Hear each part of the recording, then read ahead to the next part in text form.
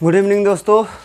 तो हम लोग द्विघात समीकरण को सॉल्व करने के लिए सीख रहे थे, जिसमें बताए थे आप लोग को कि द्विघात समीकरण को सॉल्व करने के लिए, द्विघात समीकरण को बनाने के लिए आपको दो तीन चीज़ की ज़रूरत पड़ता है। जिसमें सबसे पहला हम बताए थे कि आपको कॉमन लेने के लिए आना चाहिए। तो कॉमन लेने के लिए आपको पिछले वीडियो में बता दिया गया है। अब आप लोग को बताएंगे कि किसी भी नंबर को कैसे तोड़ते हैं, जैसे फैक्टराइज गुणनखंड कैसे करते हैं किसी भी नंबर को। जैसे कोई नंबर आपको 12 दे दिया यहाँ, ठीक है। अब यहाँ पर 12 लिखा हुआ है और आपको बोल रहे हैं कि 12 को ऐसा दो भाग में तोड़िए, इस 12 को ऐसा दो भाग में तोड़िए कि गुना करने पर 12 ही रहे, गुना करने पर 12 और जोड़ने पर हम बोलेंगे आपको कि 7 आना चाहिए।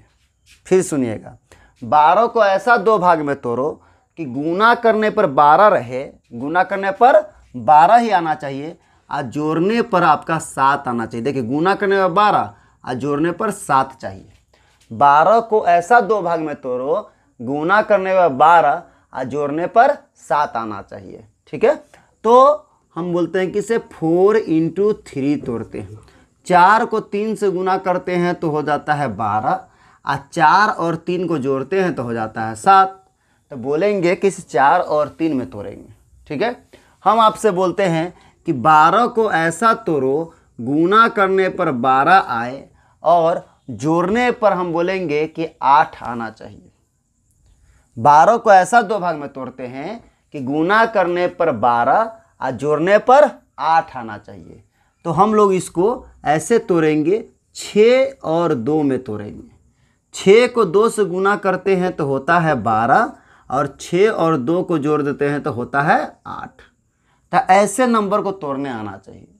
अब देखो ध्यान से, अगर आपसे हम बोले कि 12 को ऐसा तोड़ो दो भाग में कि गुना करने पर 12 रहे, मल्टीप्लाई करने पर 12 और जोड़ने पर आना चाहिए 13। जोड़ने पर कितना आना चाहिए? 13। तो ध्यान देखो, 12 को हम अगर 1 से मल्टीप्लाई कर दे तो 12 होता है और 12 और 1 को जोड़ देते हैं तो 13 आता है। तो कोई भी आपसे बोले रीजनिंग टाइप से क्वेश्चन कि 12 को ऐसा दो भाग में तोड़ो, गुना करने में 12 और जोड़ने पर 13, तो बोलेंगे 12 को 1 से गुना करते हैं तो 12 होता है और 12 और 1 को जोड़ते हैं तो 13 होता है। अब बताओ, ध्यान देखो यहाँ पर, अगर आपसे बोले हम कि 15 को ऐसा दो भाग में तोड़ो, गुना करने पर 15 और जोड़ने पर 8 आना चाहिए। 15 को ऐसा दो भाग में तोड़ेंगे, गुना करने पर 15 और जोड़ने पर 8 आना चाहिए। तो हम लोग तोड़ेंगे क्या? 5 × 3। 5 को 3 से गुना करते हैं तो होता है 15 और 5 और 3 को जोड़ देते हैं तो होता है 8। ये जब नंबर आपको तोड़ने आ जाएगा तो द्विघात समीकरण को सॉल्व करना बहुत ईजी आ जाएगा। तो कोई भी टीचर आते हैं, द्विघात समीकरण बताते हैं सिंपल वे में, आपको एकदम बेसिक से बताया जा रहा है। ये वीडियो, इसके पहले एक वीडियो बना दिए हैं कॉमन निकालने के लिए, यहाँ अभी बता रहे हैं आपको नंबर को तोड़ने के लिए। तो पहले, इससे पहले अगर आप ये वीडियो देख रहे हैं तो प्लीज़ इससे पहले आप जो एक और वीडियो डाला गया है कॉमन निकालने के लिए उसको सीख लें। जो भी बच्चे 8 क्लास के हैं, 9th क्लास के हैं, 10th हैं, उन लोग के लिए रामबाण साबित होने वाला है, मतलब बहुत ही यूजफुल होगा उसके लिए। अब देखो ध्यान से, यहाँ पर जैसे हम आपको बोले कि 20 को आप ऐसा तोड़ो, गुना करने पर 20 आना चाहिए और जोड़ने पर आपका 9 आना चाहिए। 20 को ऐसा तोड़ो, गुना करने पर 20 और जोड़ने पर 9 आना चाहिए। तो हम लोग तोड़ते हैं, 5 को 4 से गुना करते हैं तो 20 होता है और 5 और 4 को जोड़ते हैं तो 9 होता है दोस्तों। तो बोलेंगे 5 और 4 में तोड़ेंगे। अब ध्यान देखो यहाँ पर, अगर आपसे बोलता है कोई कि 20 को ऐसा तोड़ो, गुना करने पर 20 और जोड़ने पर 12 आना चाहिए।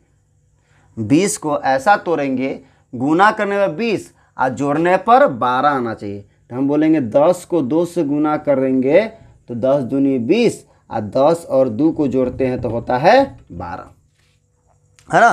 तो बोलेंगे 10 और 2 में तोड़ेंगे।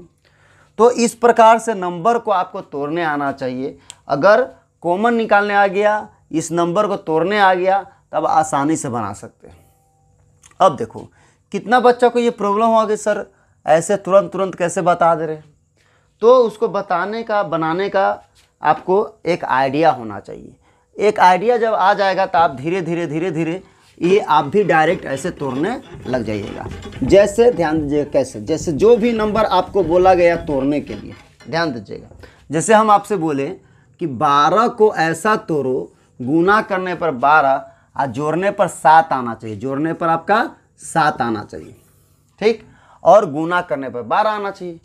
तो आप टेबल पढ़ो, एक का टेबल पहले शुरुआत करो। एक के टेबल में 12 आता है तो एक के टेबल में 12 12 में आता है। एक को 12 से गुना करते हैं तो 12 होता है, आप 12 और एक को जोड़ते हैं तो 13 आता है।